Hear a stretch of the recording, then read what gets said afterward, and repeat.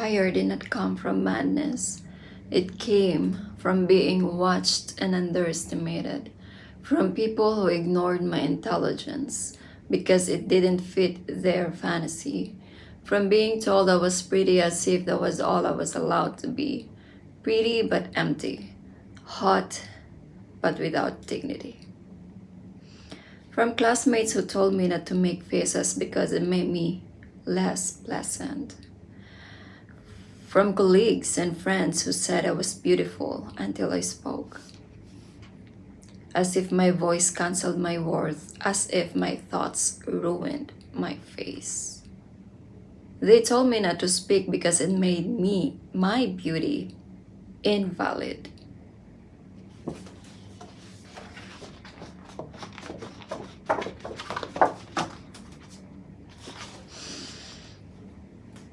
They told me not to speak because it made my beauty invalid. Not to laugh because my laugh didn't match their idea of me. I was told I carried baggage because I am a mother, and the father chose absence, as if love and responsibility are flaws, as if survival is shameful. You think I didn't hear these things. You think I wasn't listening. You think I wasn't processing every word. I was. And no, I am not afraid. Not of you, not of your judgment, not of your borrowed confidence.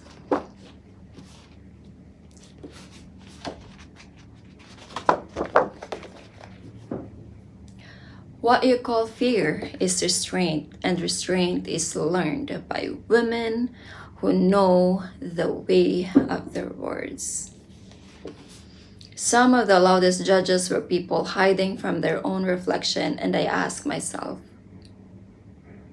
do they deserve my cruelty in return? No.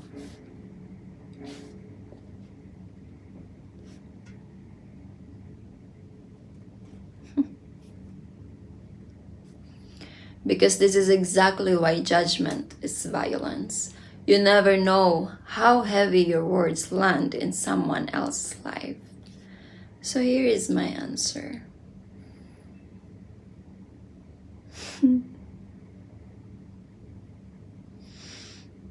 I will speak, I will laugh, I will speak out loud. I will take up space with my mind and beauty.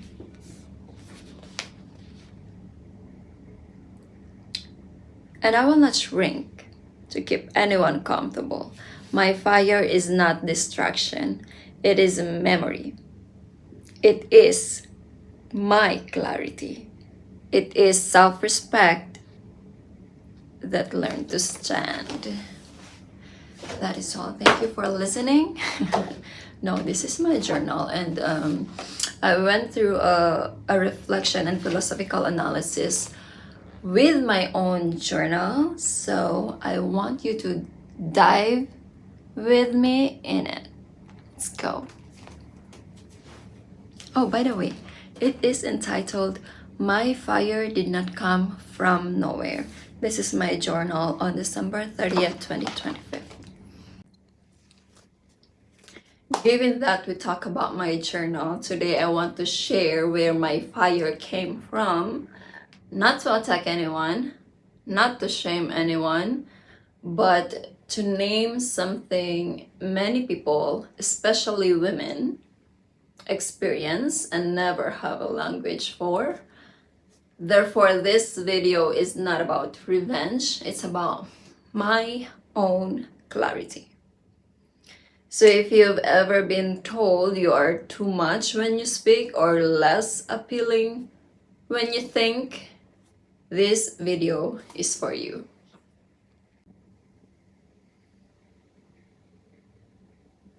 I grew up being told I was pretty. You're pretty. You are pretty. But somehow it was the end of the sentence. As if beauty and intelligence were mutually exclusive, and as if my thinking disfigured me. Philosophically, this isn't personal, it is historical. In Plato's philosophy, for example, wherein he imposed that the body is often treated as inferior to reason. In modern culture, women's bodies are celebrated while their voices are being managed. This means that when a woman speaks with depth, she unfortunately disrupts the fantasy. And fantasies hates disruption. So people try to soften you, quiet you, edit you. The lesson here is that if your voice makes people uncomfortable, it's often because it refuses to stay decorative. Do not stay decorative. Okay? I was also told not to laugh a certain way, not to make faces, not to express too much, to be pleasant. That's when I only realized that that was not about kindness, that was about control. Because expression, as I said before, is unpredictable, and unpredictability makes people uncomfortable. There is a long philosophical history of this woman being allowed to be seen, but not allowed to assert. And this philosophy is by Simone de Beauvoir, where she said, one is not born, but rather becomes a woman. Becoming a woman often means learning how to perform acceptability. But here's the truth. Any beauty that requires your silence is not a gift. It is a cage. We are in a cage. This society is just afraid of a woman. You know why I said that? Because the society wants quiet, and the society that wants quiet is afraid of a woman that actually speaks. Let me rephrase that. A society that prefers quiet beauty is a society afraid of a woman who are awake and embodying her fire.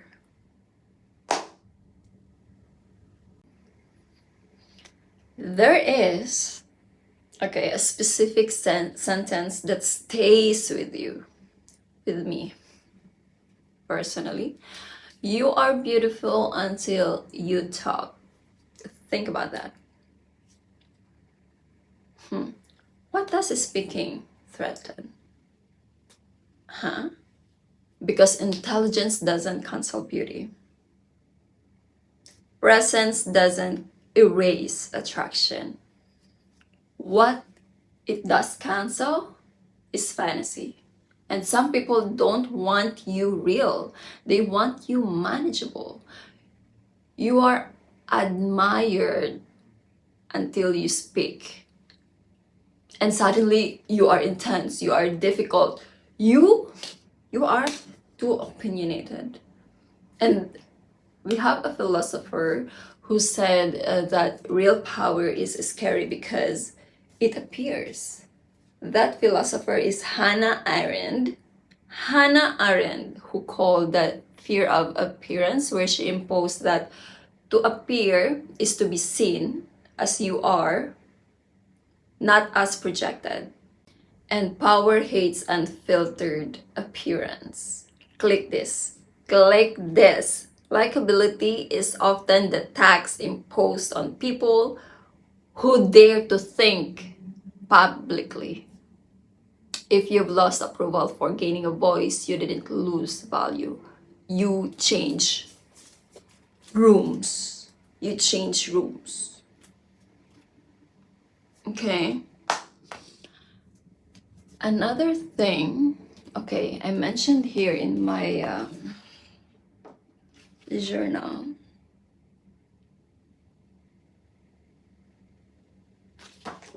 Where is it? I was told I carry the baggage. I carry the baggage. Okay, let's go and talk about that. I've been told that I carry baggage because I'm a mother and the father is absent.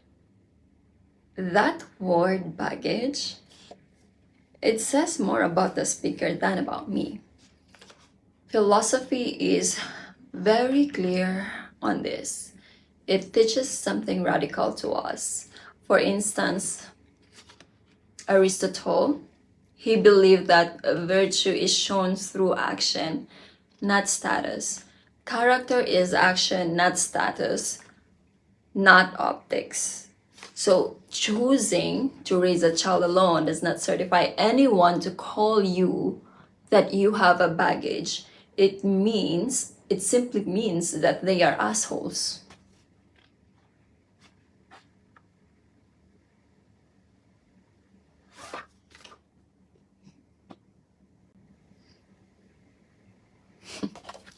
And absence is not the failure of the one who stayed, okay? Repeat after me.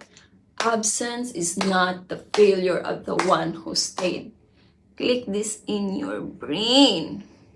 Society often shames women for realities it refuses to hold men accountable for. Again, society often shames women for realities it refuses to hold men accountable for. And the lesson here? The lesson here is compassion with boundaries. You don't explain your life to people anymore. You don't have to. To people who haven't earned your context. That's why I don't explain my life. I just live. I just live. And I'm happy.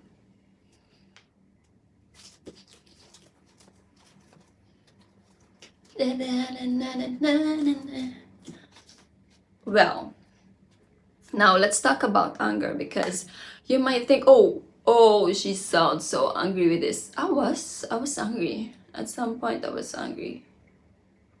Okay, I went through a roller coaster. I will not be able to go through this philosophical analysis without going through my own explosion of anger and madness and actually facing my fire, okay?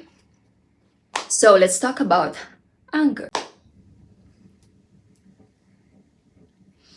Yes, as I said, I felt it, but I want to remind yourself that anger is not evil. Do not be ashamed of it, because as a girl, I was actually at some point in life was afraid or ashamed to share my anger, to even show my anger, because I was told, oh, you're a girl, you shouldn't be shouting, you shouldn't be, you should just keep your voice to yourself.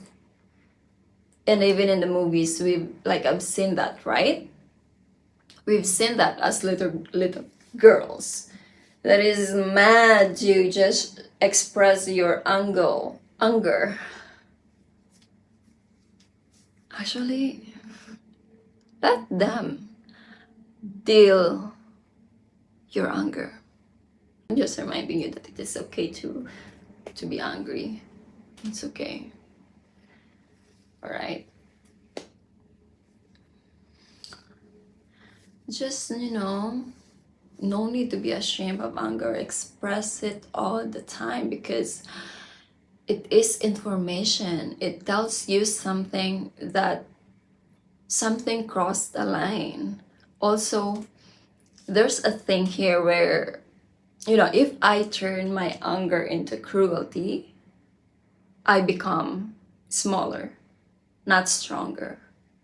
Okay, yeah, that was the thought. But some philosophers say that anger is really a demand for dignity, and I believe that. But dignity isn't proven by becoming what hurt you. Understanding doesn't excuse harm, okay? It ends the cycle. Let's just end it here. Ganon. So me having my own analysis with how these people watched and underestimated me, not being vengeful, not turning that madness into physical action towards them. Okay, that actually saved me. And this is not even silencing you. Be freaking mad, be freaking crazy, be freaking angry, okay? But at the same time,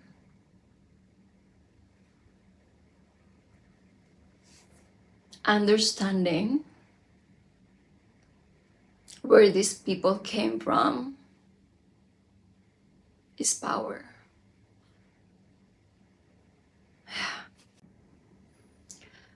I think there is something else that I need to say, and this part is a little bit uncomfortable because sometimes it wasn't only other people underestimating me. Sometimes I was doing it too, to myself. Maybe I'm the one who's underestimating my skills, my beauty, and my brain, not consciously, not out of self-hate, but out of survival.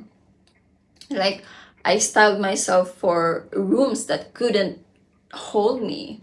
I dressed for jobs that required me to be smaller, quieter, less visible.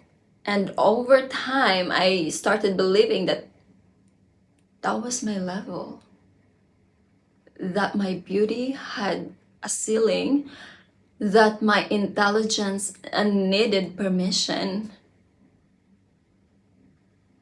But here's the truth, you can't be fully seen in a space that benefits from being diminished. It wasn't that I lacked beauty or that. It was that I was packaging myself for environments that weren't built for my scale. And once I saw that, everything changed. Okay, I went through a lot first, but not it changed, not in anger but in alignment. I didn't need to prove anything. Okay, I needed to move rooms because sometimes what feels like rejection is actually misplacement. And blessings, they don't disappear, they wait until you stop shrinking them to it. You get me? I also want to say this carefully because this isn't about vanity, okay? It's about alignment. There was a time when my mind had already expanded, but my body was still dressing for survival, for safety, for approval, for not being questioned. And the body remembers that. We don't just think our way into smaller lives. We wear them. Like the posture, the clothes, the movement, even how much space we allow ourselves to take.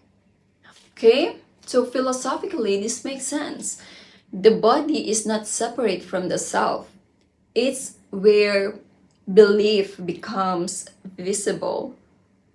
So when your environment requires you to be less intelligent, less expressive, and less radiant, your body adapts. Not because you lack confidence, because you are intelligent enough to survive. But survival is not the same as the truth. And here's what shifted for me. I stopped asking, will this be accepted? I don't want to be noticed. Is this okay? Does this match my presence? Not my role, not my job, my being. And when the body aligns with truth, people respond differently. Not because you change, but because you stop translating yourself into something smaller. And this isn't even about dressing louder. It's about wearing your honesty. Yeah. Standing what you mean and moving without an apology. Letting the body what the mind already knows. Because dignity isn't declared, it is embodied. And sometimes our world, it doesn't rise to meet you until you let your body do.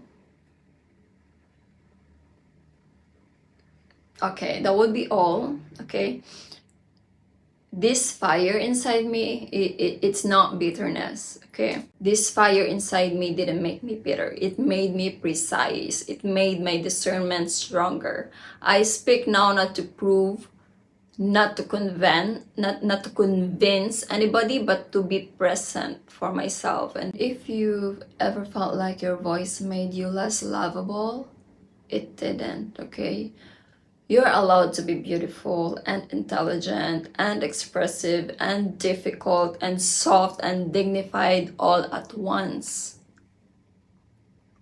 Okay? You do not owe the world a performance. You owe yourself honesty. And if your voice shakes, let it. Even me right now, my voice is shaking. That's still a voice, right? Right? Anyway, that would be all. I was talking so much. And maybe we can jump into another philosophical analysis next time. Thank you for watching.